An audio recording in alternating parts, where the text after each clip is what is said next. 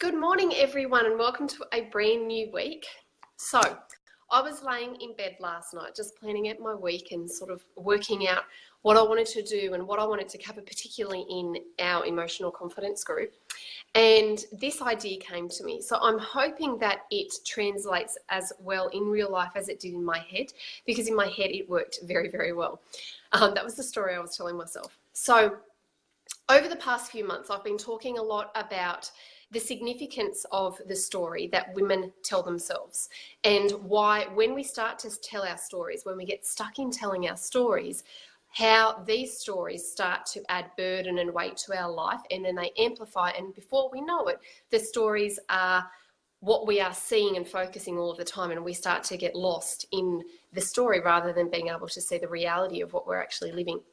So I thought, what best way to demonstrate this than by using a physical story?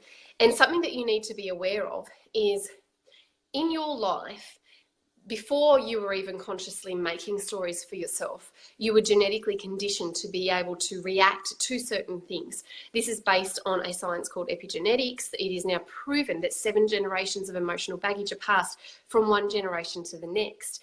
And within that emotional baggage, limiting beliefs, there are also memories and stories. So all of this is fueling and adding fire, so to speak, to the story that you are experiencing in your life.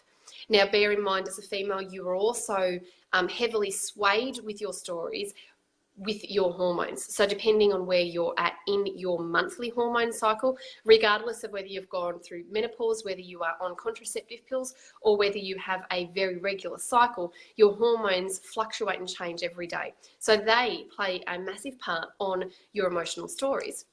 And then you've also got the filters that you process information through. So I want you to, let's assume, or let's start with first the main story that you're telling yourself. Now, this could be, I'm going to use these physical books as a demonstration as to the weight of your stories. So at any one time, I'm generally reading about 7 books at once, some fiction, some non-fiction. And just like the stories that you are telling yourself, there is more than one story that is adding weight to your current life situation. So let's assume that the first story you're telling yourself is a heavily made up or heavily influenced story based on something that you perceive to be true but may not in fact have a lot of truth behind it. Something like she is better than me, because you compare yourself to other people, therefore you feel like you are more inadequate. That is a perceived truth, but not necessarily true, because you're only seeing one side of the story, right? So that's the first story that you're telling yourself. And with that one story, it's fairly manageable. You can hold it in one hand, you can put it down, you can still multitask and do a certain thing. But let's go and assume that we now add in a second story. Now, this story is going to be something that has a little bit more fact-based. So you are starting with that whole she's better than me, and then you go and add fact to it, because you've never come first place in anything. You've always come second place, runners up. So now you've started to build some fact, and these memories from these stories are adding a little bit more weight to this perceived truth that you've started with. We then start to add more weight, and then more weight. And then we start to add more weight. So we can't hold too much more in one hand, so we start to fill up our other hand. And then something else happens. I'm running out of hands. And we add more stories. More stories, more memories, more experiences, more complications, more clutter in your head. Now, all of these stories on their own don't weigh a hell of a lot. And they probably don't consume your life a hell of a lot either. You can move away from them fairly easily if you really wanted to.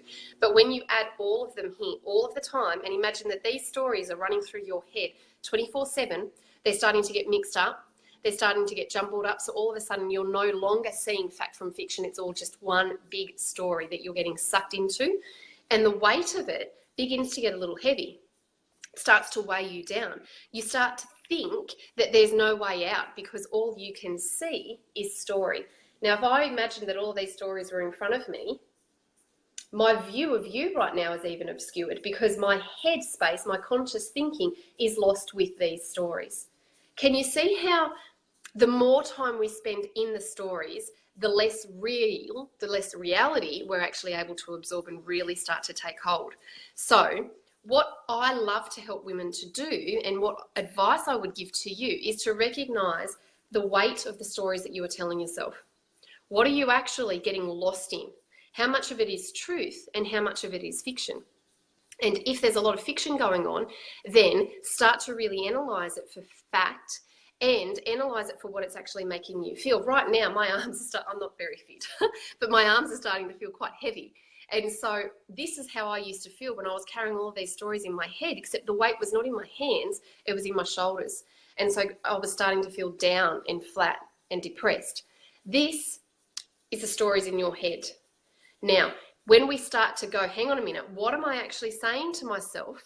And what is that making me feel? All of a sudden, we can start to lose some weight, and we can start to clear some clutter, and we start to see clarity through the stories so that we can create some more space. We can start to see that what we're actually telling ourselves is not something that is serving us long term.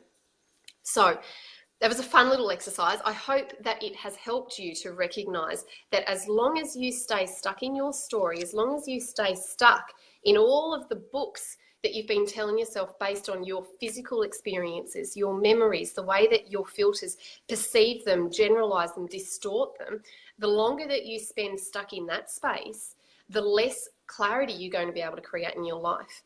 And when I talk about getting stuck into a story of BS, a vortex of BS, it's because the story has taken forefront of your attention.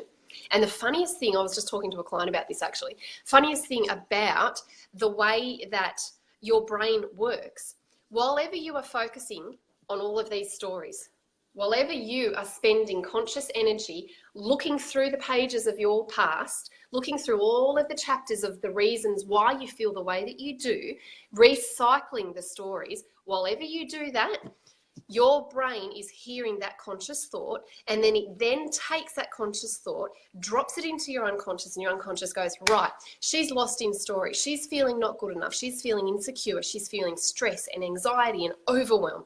That's what she's consciously focusing on. So my job as her subconscious brain is to prove her right in all situations. I'm going to continue to add fuel to these fires. I'm going to remind her of page 346 of this book because she hasn't thought about that for a little while. And so your unconscious brain doing what it's designed to do is going to prove to you how hard life can actually be. The stories is where you get lost. The moment you can step away from the story and start to analyze it with what you are physically thinking and feeling and saying to yourself is the moment that you start to take back control, that you own your BS and actually give yourself some choices. And that is what I absolutely love more than anything in the entire world, except for my kids and family. That is what I love to do. I love to help women to see through the BS so that they can actually take back their control. If this has resonated with you, then we are just 1 month away from 2017, and 2017 can be the year that you shed all of the shit that is holding you down. You can clear the stories. You can put the books back up on the shelf. You can honor them. This is not about dissing your past. It's not about just neglecting who you are because of what's happened to you in the past. It's just putting them on the shelf because that's where they belong, because you have a future and a present to enjoy, and it does not need these past memories to keep fueling you into that kind of stuff. So thank you so much for joining me today. I hope that my little demonstration has been, I hope it's given you a little bit of a different way of looking at it, because while ever we get stuck in our old habits, we can't create new. And what we've been doing as a female species, what we're doing to empower women to move forward is not always working. It might be working short term, might be giving you some results for a little while, but it's something that you're also having to consciously put energy into. If you are having to consciously be focused on what you're thinking and what you're feeling all of the time, then you're going to get exhausted. And with exhaustion comes that whatever moment where you just give up. We don't want it to be exhausting. We want to be able to create new, healthy, positive habits that work with your female brain, that are not bogged down by your stories. And if that sounds enticing to you, then maybe next year we can look at working together. If not, next year I am going to be releasing a new program. I'm looking into January as a release date. And this program will be giving you more strategies and tools to help you to start owning all of that BS that you're telling yourself, so you can take back some of your power on a more conscious level and start to change your focus. So next year is going to be very, very exciting. I'd like to thank you all for joining me today. And we've had lots online. I can see you all. Thank you, thank you, thank you. I'm hoping that you can re-watch this video and definitely take something from it. And if it helps you to physically start looking at your stories, you know, pull out a few books and go, right, well, where's my life sitting in this book? And what am I focusing on? And when am I going to put the book down and start reading something new? And guess what? You can even write it if you want to. So, Karen, we will definitely be in touch. I know that when the time is right for you, my darling, we will definitely be clearing off some baggage for you. And I've also got a comment here from Roz. When we have so much negative energy in our mind, it takes up so much space that we have no room for positive experience. That is exactly it. That's that vortex of shit that I talk about. You focus so much on the negative that you can't see all of the great things that are there in your life, because all you are rereading is stories from the past that pull you down. And it's not the best way for you as a female to be working through your problems. The more you tell your story, the more the emotion is going to get sucked into the story, and the more drawn into the emotion you're going to feel. And that is why so many women are struggling, because we're getting too caught up in our stories.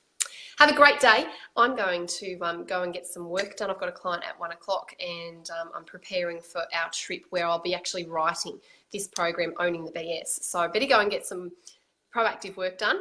Thank you so much for your time. Love to every single one of you. And if there is something going on in your life that you would like me to help you to sort of maybe work through on a conscious level, then please feel free to send me a private message, and I will certainly do what I can to shift you through it and maybe put together a video, because I also know that you're not the only one struggling.